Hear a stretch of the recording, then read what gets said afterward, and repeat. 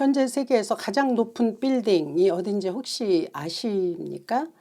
두바이에 있는 부르스 칼리파라는 빌딩이죠. 163층에 이르는 높이라고 합니다.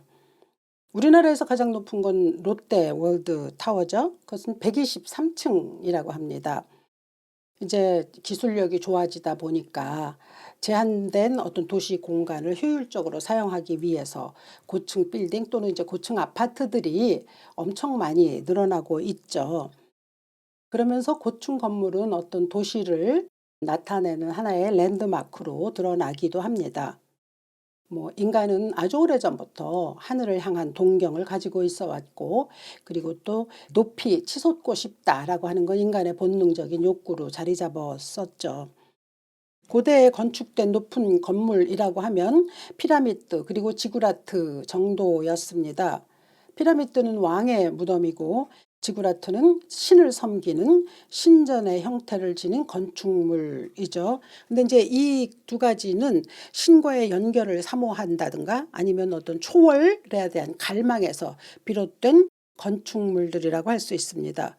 그러니까 신과 연결되기 위해서 지어진 것들은 그 메소포타미아에서 발견되는 수많은 지구라트들이죠. 그러니까 계단식 건물로 이렇게 올라가게 되어 있는 그런 건축물입니다. 제일 꼭대기에는 신전이 있죠. 신에게 제사를 드리는 곳. 그런가 하면 이제 피라미드는 신을 섬기는 그런 것이 아니라 인간이 초월에 대한 집착 그리고 영혼에 대한 갈망 이런 것들을 투사하는 건축물이죠. 이제 무덤에 왕을 그곳에 안치해 놓고 영생할 수 있으리라고 믿는 생각에서 만들어낸 게 피라미드였죠. 그러나 이제 이런 두 가지 종류의 건축물들은 고대 유물로 남아 있을 뿐입니다. 시대를 달리하지만 그러나 인간의 원초적 본능은 같은지라 고층 빌딩을 향한 인간의 모든 시도는 여전하죠. 현대에 이르러서도 하늘에 닿고자 하는 그 욕망은 감추어지지 않습니다.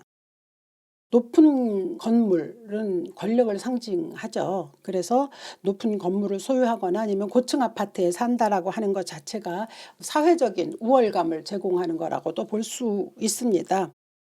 그런데 고대에 이러한 인간의 갈망을 드러내서 자신이 소유한 권력의 상징으로 건축을 시도했던 일, 그것이 바로 오늘 본문에 나타난 바벨탑입니다. 그러니까 고대 건물들이 높은 건물도 있었다면 처음에 말씀드렸던 것처럼 지구라트인데요. 그건 신을 섬기기 위한 거지만 그리고 또 몇몇 학자들은 그런 지구라트 중에 하나가 바벨탑이라고 이야기하지만 사실 이 바벨탑은 왜 지었는지 그 동기가 분명히 오늘 성경에 드러나 있습니다. 그것이 4절이죠. 또 말하되 성읍과 탑을 건설하여 그 탑 꼭대기를 하늘에 닿게 하여 우리 이름을 내고 온 지면에 흩어짐을 면하자 하였더니, 그러니까 사람들이 이 바벨탑을 쌓은 동기는 우리의 이름을 내자는 거죠. 그리고 또 우리가 흩어짐을 면하자라고 하는 거거든요. 이 두 가지가 하나님께 대하여서는 엄청난 저항이자 또 적대가 됩니다. 그러니까 다시 말하면 인간이 교만에서 시작된 시도죠. 우리 이름을 내자라고 하는 거죠. 우리도 또 그리고 탑을 건설하고, 하나님은 원래 이제 흩어서 생육하고 번성하라고 하셨거든요.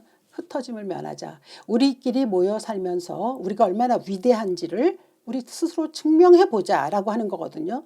그런데 이제 이게 왜 죄가 되느냐는 거를 좀 자세히 살펴보면 이들이 그 바벨탑을 만들 때에 역청과 그리고 벽돌을 사용했거든요. 그러니까 이들이 역청을 사용했다는 것이 굉장히 중요한 요소로 드러나긴 합니다. 하나님께서 이 바벨탑의 사건이 있기 전에 노아의 홍수가 있었습니다. 그러니까 노아의 홍수로 세상을 하나님이 전멸시키셨죠. 근데 그때 노아의 방주를 지으실 때 사용했던 것이 바로 역청입니다. 그러니까 역청이라는 것은 물이 스며들지 못하게 하는 거거든요. 그런데 지금 이 바벨탑을 짓는 사람들이 똑같이 역청을 사용했습니다.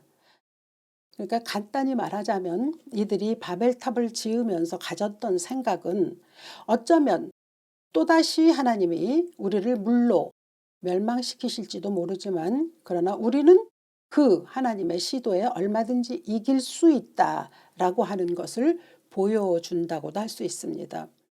우리가 힘을 합치면, 우리가 힘을 모아서 이렇게 여기서 어떻게든지 우리의 권력을 또 우리의 관세를 드러낸다면 우리는 하나님도 이겨낼 수 있다라고 하는 것이 이 바벨탑에 들어있는 죄의 동기라고 볼 수 있습니다. 그러니까 하나님의 개입을 막겠다라고 하는 의지라고 볼 수 있는 거죠. 우리가 얼마나 위대한지 우리의 이름을 내자. 그런데 원래 하나님은 말씀하셨거든요. 노아의 홍수 이후에 내가 다시는 물로 너희를 심판하지 않겠다라고 말씀하셨습니다. 그런데 이 사람들은 하나님을 신뢰하지 않은 거죠. 이 바벨이라고 하는, 바벨탑이라고 하는 이 인간의 거역에 대해서 수많은 소설들 또 문학작품 그리고 미술품들이 있죠. 대부분 그 안에는 인간이 하늘에 닿으려고 하는 욕망, 그리고 또 언어가 혼잡해짐으로 말미암아 소통이 단절된 것, 또 사회적인 문화의 갈등이 생긴 것을 또 모티브로 해서 여러 가지 작품들을 만들어냈습니다. 그러니까 간단히 이야기하자면 이 바벨탑을 쌓았다라고 하는 것은 인간이 하나님을 향하여 선을 넘었다라고 하는 것이 이제 주제라고 할 수 있습니다.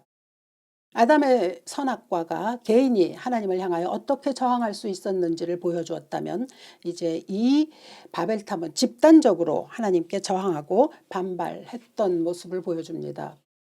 인간에게는 무한한 자유가 있습니다. 그러나 그 가운데에서 꼭 지켜져야 하는 것이 있죠. 에덴 동산에 있는 모든 나무의 실과는 먹을 수 있는 엄청난 자유가 있지만 단 한 가지, 선악과 하나님의 하나님 되심에 대해서는 침해하지 말라는 것이 하나님의 의도였죠. 그런데 그것을 건드렸습니다. 그러니까 건드리지 말라는 걸 건드리지 않아야 하는 것, 그것이 이제 인간의 본분이기도 하죠. 우리에게 무한한 자유 가운데 절제할 수 있는 것을 주신 이유는, 왜냐하면 그 무한한 자유로 인해서 인간이 절제하거나 또 자제하거나 할 수 있을 정도로 완전하지 못하기 때문에 하나님은 그런 장치를 마련해 두셨지만 인간이 꼭 그것을 건드리는 거죠. 그러니까 이제 이 바벨탑을 향한 그 사람들의 생각은 뭐였냐면, 하나님이 아무리 위대하신 존재라 할지라도 그분이 행하시는 일을 우리도 막을 수 있다. 우리는 하나님께 그렇게 멸망당하는 존재가 아니다.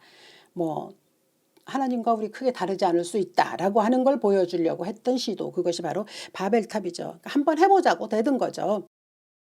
이 불신앙 그리고 이 불순종, 근데 이것은 언제나 그에 상응하는 하나님의 심판을 가져오게 되어 있습니다. 5절부터 9절까지를 보면 하나님의 반응 그리고 그분이 행하신 일들이 기록이 되어 있습니다. 5절은 여호와께서 사람들이 건설하는 그 성읍과 탑을 보려고 내려오셨더라.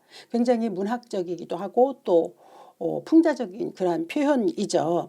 그러니까 인간이 하고 있는 모든 시도에 대해서 하나님이 이제 직접 개입하신다라고 하는 그 뜻을 나타내는 말이기도 합니다. 그러니까 다시 말하면 이제 큰일 났다라고 하는 말이 되기도 하는 거죠. 회사에 이제 어떤 회사가 있다고 칠 때 한 부서에서 언제나 이제 서류로만 보고를 받는 상사가 어느 날은 갑자기 그렇게 하지 아니하고 그 일하고 있는 현장으로 같이 내려와서 모든 것을 일일이 체크한다고 생각해 보십시오. 그럴 때 어떤 일이 벌어질까요? 그렇게 되면 그 두 가지, 서류를 그냥 보고를 받는 것과 일일이 와서 눈으로 직접 보고 체크하는 것과의 상당한 차이를 느낄 수 있지 않습니까? 이제 하나님이 직접 내려와서 보시겠다라고 한 거죠. 그래서 이 부분에 대해서 유대 랍비는 하나님이 자비의 보좌에서 이제 심판의 보좌로 내려오셨다라고 그렇게 말씀하셨습니다. 사실 하나님 모든 걸 다 알고 계시는 분이거든요. 이 사람들이 이 바벨탑을 짓다 말거나 아니면 도중에 그만두거나 하지 않으리라는 것을 분명히 알고 계셨습니다. 그래서 당신이 직접 개입하셔서 그걸 못하게 하셨죠. 그래서 성경은 전합니다. 7절, 자 우리가 내려가서 거기서 그들의 언어를 혼잡하게 하여 그들이 서로 알아듣지 못하게 하자 하시고, 결국은 그 일을 실패하도록 만드신 거죠. 어떻게 해서? 언어가 혼잡하도록 하심으로 그 일을 행하셨습니다. 오늘 그 1절에 보면 온 땅의 언어가 하나요 말이 하나였더라 이렇게 얘기하거든요. 근데 이 말씀이 꼭 단어가 그러니까 이제 민족들이 사용하는 언어가 그냥 하나였다라고만 생각하기보다는 그런 의미라기보다는 그 시절에는 어쩌면 말이 통하는 시대가 아니었겠나 이렇게 저는 생각을 하고 싶습니다. 말이 통하는 그러한 시대였었는데 바벨탑으로 인하여 이제 결국은 말이 통하지 않는 그런 시대로 변하게 되었다라고 하는 것을 상징적으로 보여준다는 것이죠. 사실 언어가 같지 않아도 뭐 일은 얼마든지 일어날 수 있습니다. 그 두바이에 있는 부르스 칼리파를 지을 때 40여 개국이 참여했다고 하죠. 각기 다 다른 언어를 사용하지 않습니까? 그렇지만 뭐 어떤 과학적인 시스템도 있었을 테고 여러 가지 방편을 동원해서 그 언어적인 문제를 해결했거든요. 그래서 그 기가 막힌 빌딩을 만들어내지 않았습니까? 그러니까 그런 걸 볼 때는 이게 말이 통한다라고 하는 게 언어가 다르다라고 하는 것이 가지고 있는 내포하고 있는 의미는 여러 가지로 우리가 볼 수 있다는 거죠. 그러니까 문제는 우리 인간의 삶 속에서 말이 서로 통하지 않는 거 그것이 이제 문제가 된다는 거죠. 그러니까 소통을 할 수 없다는 관계로 변질되는 것 그것이 얼마나 큰 불행인가라고 하는 것을 우리는 이제 바벨을 통해서 볼 수 있는 거죠. 자기 자력으로 무엇인가 내 최대치를 이끌어내서 우리가 스스로 높아지자 그러고자 했던 그들의 시도 그것은 결국 하나님께서 막으셨습니다. 하나님께로 가서는 안 되는 그러한 일들을 한 거죠. 근데 이제 이 바벨을 얘기할 때 현대판 바벨이라고 하는 일들도 오늘날 우리 사회에서는 굉장히 많습니다. 뭐 꼭 고층 건물을 짓고 빌딩을 지어서 자기의 권세를 자랑하려고 하는 것만이 아니라 여러 가지 과학이 발전하는 가운데에 21세기의 현대판 바벨들이 있죠. 뭐 지금 많은 학자들이 고민하고 연구하기도 하고 또 염려하기도 하죠. AI가 지금 엄청나게 발전하고 있지 않습니까? 그렇지만 어찌하면 AI로 인해서 인류가 오히려 더 나빠질 수도 있다는 거죠. 또 디지털 네트워크로 인한 거대한 시스템이 지금 그것으로 인하여서 많은 편리함을 누리기도 하지만 그러나 그것을 통제하지 못할 것에 대한 위험함이 있는 것도 사실이고요. 또 생명공학의 발전, 또 유전자를 편집하는 일, 그래서 심지어는 복제인간을 만드는 일까지 하나님이 원하시지 아니하는 그러한 범위까지 나아가는 그 인간의 어떤 욕망을 투사하는 일들이 일어나고 있다는 것이 사실은 좀 두려운 일이기도 합니다. 그래서 이제 비평가들이나 학자들은 그 인간이 가지고 있는 자만이나 탐욕, 물신주의 이런 것들에 대해서 많이 경고의 메시지를 전하고 있습니다. 그러니까 그저 그냥 언어가 소통되지 않는 것뿐만이 아니라 이로 인하여서 이 지구상에 미칠 여러 가지 해악을 얘기하고 있는 것이죠. 사실 사람이 어떤 시스템의 일부로 전락하게 된다는 거 그거 굉장히 위험한 일이지 않습니까? 그러니까 인간다움을 다 상실하게 되는 그러한 시대로 이제 이미 들어선 것 같고요. 그러한 것으로 인하여서 그저 바벨탑 같은 고층 건물뿐만 아니라 우리의 삶에서는 여러 가지 많은 일들이 일어나고 있다는 것에 대해서는 좀 각자가 좀 심각하게 생각을 해보기는 해야 될 것 같습니다. 아무튼 이때 모두가 다 흩어졌습니다. 그래서 그 노아의 이제 세 아들을 통하여서 민족이 형성됐고 지구상에서는 온갖 족속들이 다 자신의 언어로 살아가고 있습니다. 그러니까 이제 뭐 언어는 다르지만 그냥 다들 각자 알아서들 살아가고 있는 거죠. 사실 진짜 심각한 문제라고 하면 같은 언어를 사용해도 말이 통하지 않는 게 문제 아닙니까? 단순한 소통의 단절이 아닌 관계의 단절, 상실 그게 문제인 거죠. 사실 마음이 맞는 사람이 주위에 있다는 거 참 좋은 일입니다. 뭐 아무리 여러 가지 많은 것을 소유하고 있고 또 높은 자리에 있어도 나와 마음이 맞지 않고 말이 통하지 않는 사람들이 주위에 많이 있다라고 하는 것은 굉장히 삶이 팍팍하고 재미가 없죠.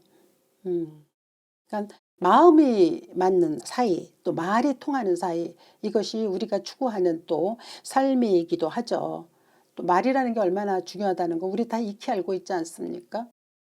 사이먼 앤 가펑컬이 노래한 사운드 오브 사일런스라는 노래를 아마 좀 다 아실 겁니다.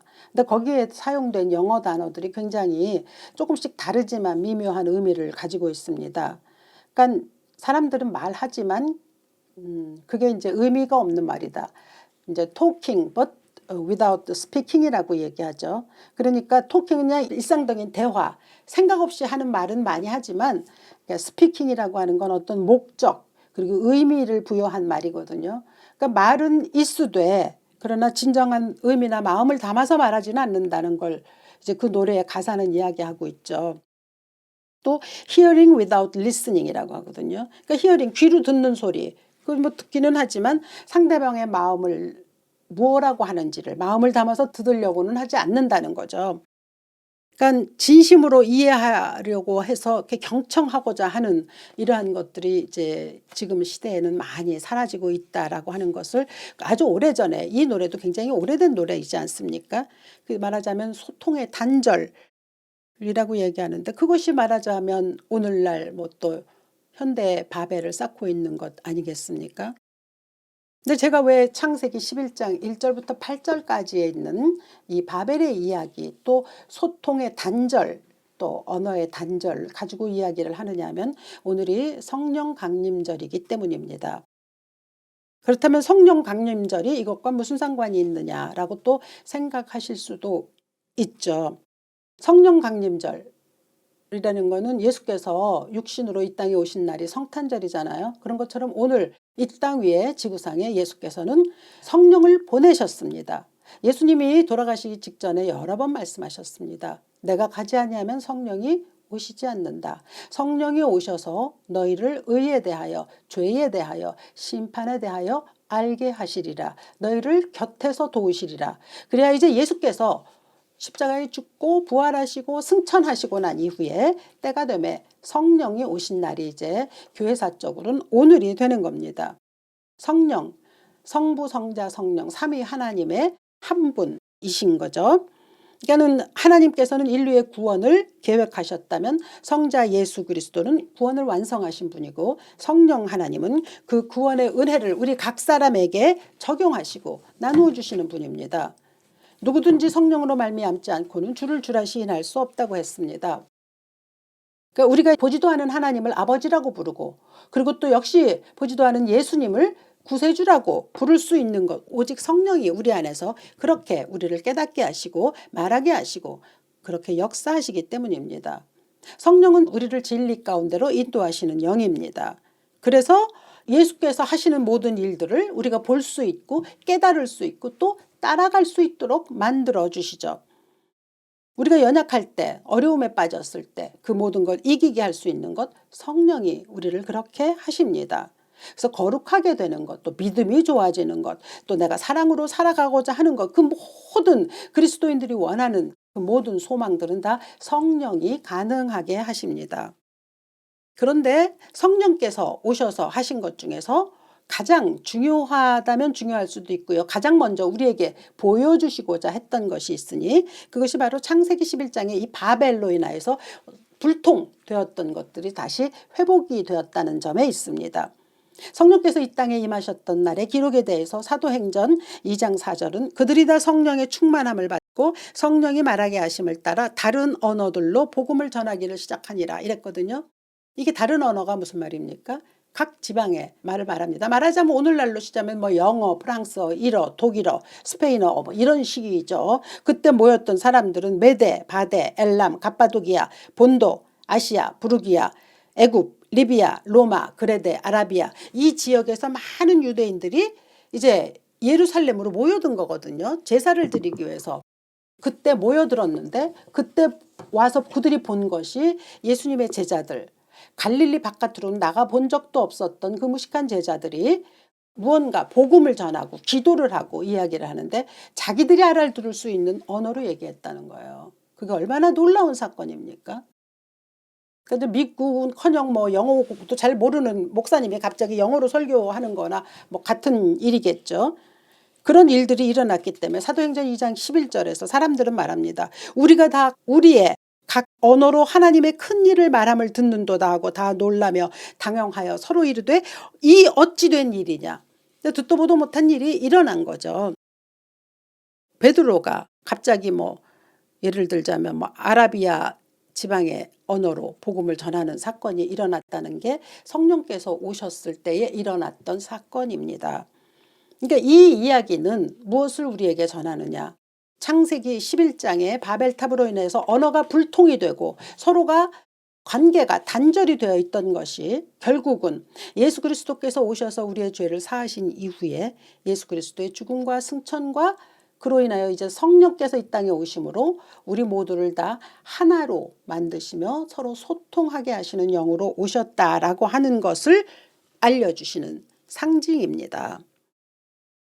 인간의 욕심, 교만, 하나님께 대한 불순종, 그래서 언어의 장벽은 무너졌고 분열 그리고 흩어짐의 역사가 일었다면 이제 성령께서 오심으로 그 안에서 하나가 된다는 거죠. 서로 이해할 수 있게 되는 사건이라는 거죠. 물론 그 이후에 베드로가 이 아라비아 말을 또 했다 이런 기록은 없습니다. 그때 성령이 오셨을 때 일어났던 이 사건으로 인하여 상징적인 것을 우리에게 알려주시는 거죠. 그러니까 이제 분열의 역사가 끝났다는 거예요. 소통해야 한다는 거예요. 소통의 단절, 그것이 사라져야 한다는 것을 온몸으로 경험하게 하신 사건, 그것이 바로 성령이 오신 사건입니다. 그래서 성령은 소통의 영이죠. 분열이 없어지고, 그러니까 우리가 말이 잘 통하는 것이래야만 사실 또 분열도 없어집니다. 가끔가다 그런 생각을 많이 합니다. 참 말이 안 통해서 갑갑한 일들이 좀 있거든요. 여러분들도 아마 그런 거 많이 경험하실 겁니다. 근데 성령께서 오시면 우리를 하나로 묶으십니다. 에베소서 4장 3절은 전합니다. 성령이 하나 되게 하신 것을 힘써 지키라. 몸이 하나요 성령도 한 분이시니 이와 같이 너희가 부르심의 한 소망 안에서 부르심을 받았느니라. 그러니까 그리스도인들이란 어떤 존재냐. 성령께서 오심으로 인하여 성령의 인치심으로 우리가 예수의 자녀가 되었고 하나님의 자녀가 되었다면 그때부터 우리가 해야 할 일은 우리 안에서 서로 하나이 되는 역사를 이루어야 한다는 거죠. 그리고 말이 되는 사이를 이루어야 한다는 거죠.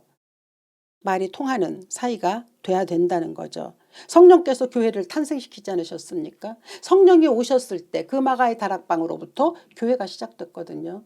그러니까 교회가 탄생되었고 그 교회를 하나로 묶으시고 각 사람에게 은사를 주어서 서로를 섬기게 하고 서로가 하나이 되게 만드시는 그 역사, 그것이 바로 성령의 역사인 거죠. 하나 되지 않으면 말이 통할 수가 없습니다. 생각도 하나고 가치관도 같고요. 그죠? 바라보는 방향도 같고 그래야 모든 것이 사실 통합니다. 그래서 창세기 11장 1절로부터 8절까지의 바벨탑을 통하여서 오늘 우리가 성령 강림 주일에 이 말씀을 찾은 이유는 성령께서는 소통하게 하는 영으로 이 땅에 오셨다라고 하는 거죠. 그래서 우리가 좀 깨달아야 하는 거죠. 내 안에 아직도 높아지고 싶은 욕망은 없는가. 신의 영역에 도전하려고 하는 그러한 잘못된 생각은 있지 않는가. 내 힘과 내 기술과 내 지혜로 한번 뭔가 해보려고 하는 시도를 갖고 있지는 않는가. 내 이름을 여전히 내고 싶은가. 사람들이 내 이름 앞에 무릎 꿇게 하기를 원하는 것은 아닌가라는 것들이 무엇보다도 그리스도인들에게서 있어야 할 줄로 믿습니다. 하나님과 반대되는 것이라면 결코 행하지는 않아야 하는 일이죠. 지난 6월 4일부터 이제 새로운 정부가 수립이 되었습니다. 그리고 대통령도 새로 세워졌습니다. 여전히 많은 부분에 갈등이 존재하고 있습니다. 그러나 이제 새로운 시대를 향하여서 나아가고 있는 이때 저는 우리 모두가 다 하나이 되는 마음을 갖기를 원합니다. 내 마음에 들지 않는 부분이 있을지라도 받아들일 수 있기를 바랍니다. 저와는 다른 여러 가지로 다른 생각을 하고 있었던 친구가 그 투표가 있었던 그 다음 날 저에게 전화를 해 주었습니다. 나는 만족하지 않지만 그러나 나는 너한테는 축하를 해주고 싶어서 전화를 했어. 그러고 얘기를 하더라고요. 그게 참 굉장히 쉽지 않은 일입니다. 근데 그 친구에게서 저는 굉장히 고마움을 느꼈습니다. 아, 서로 생각하는 지향하는 바가 좀 틀린 거죠. 정치적인 지향이 좀 틀리는 거죠. 그러나 우리는 서로 말이 통하고는 있었구나라는 생각을 했습니다. 참 여간해서 쉽지 않은 일인데 저에게 이야기해 주면서 함께 정말 좋은 나라를 향해서 기다려보자 이렇게 얘기를 해 주었습니다. 만약에 반대 입장이었으면 어떻게 했을까라고 생각해 보니 제가 그렇게 쉽게 전화를 했을 것 같지 않다는 생각에서 제가 좀 부끄럽기도 했습니다. 그러면서 생각했습니다. 그리스도인이기도 하고 목사이기도 한데 그리고 또 이렇게 말이 통하는 사이가 돼야 한다고 이렇게 설교를 하면서도 내가 내 삶 속에서 그렇게 금방금방 그러한 일들을 다 용기 있게 하지 못하는 나를 바라보면서 여러 가지를 생각했습니다. 내 한계 생각하고 그리고 교만하지 않게 겸손하게 정말 말이 통하는 사이가 되려고 한다면 그렇다면 나는 또 어떤 것부터 낮추어야 되는가를 생각하게 하는 그 친구의 전화였습니다. 물론 우리 가운데서 많은 부분들 여러분들이 마음에 안 드시는 부분이 있을 줄로 압니다. 그렇지만 한 마음을 가지고 또 새 정부의 기대를 가지고 바라봐 줄 수 있기를 바랍니다. 이제 기대를 가지고 또 소망을 가지고 나아가는 것이 그리스도인에게 주어진 또 하나님께서 우리에게 허락하신 놀라우신 축복이라고 그렇게 믿습니다. 그러므로 우리 안에 가지고 있는 여러 가지 다름 이런 것들을 그래도 그냥 서로 인정해 주면서 어떻게든 말이 통하는 사이를 만들 수 있는 우리 모두가 될 수 있기를 이 아침 주 예수의 이름으로 축원합니다. 사랑의 아버지, 이 나라를 사랑하시고 또 이 대한민국을 축복하셔서 새로운 대통령을 세우셨습니다. 하나님, 귀한 종을 하나님이 세우셨습니다. 위에 있는 권세는 모두가 다 하나님으로부터 말미암는다고 하셨습니다. 지혜도 주시고 통찰도 주시고 그래서 마땅히 해야 할 바를 잘 감당할 수 있는 리더가 되도록 축복하여 주시옵소서. 또한 우리는 위에 있는 자를 위하여서 기도하고 또 이 나라 이 민족을 위하여서 한 마음을 모을 수 있게 하시고 서로 말이 통하는 그러한 관계를 이룰 수 있는 데까지 이룰 수 있도록 주여 축복하여 주시옵소서. 우리 안에 끊임없이 교만하게 구려고 하거나 아니면 나누려고 하거나 하는 이러한 세력들로부터 우리를 지켜보호하여 주셔서 성령께서 하나 되게 하시는 그 역사를 우리 가정에서 또 우리 집 거하고 있는 사회에서 우리 교회에서 또 그리스도인 이 사회 속에서 이룰 수 있도록 축복하여 주시옵소서. 하나님께서 우리 모두에게 성령 강림절을 통하여서 성령께서 오신 이유를 깨닫고 또 그 성령과 함께 동행하는 우리의 삶을 이루어갈 수 있기를 주 예수 그리스도 귀하신 이름으로 기도합니다. 아멘.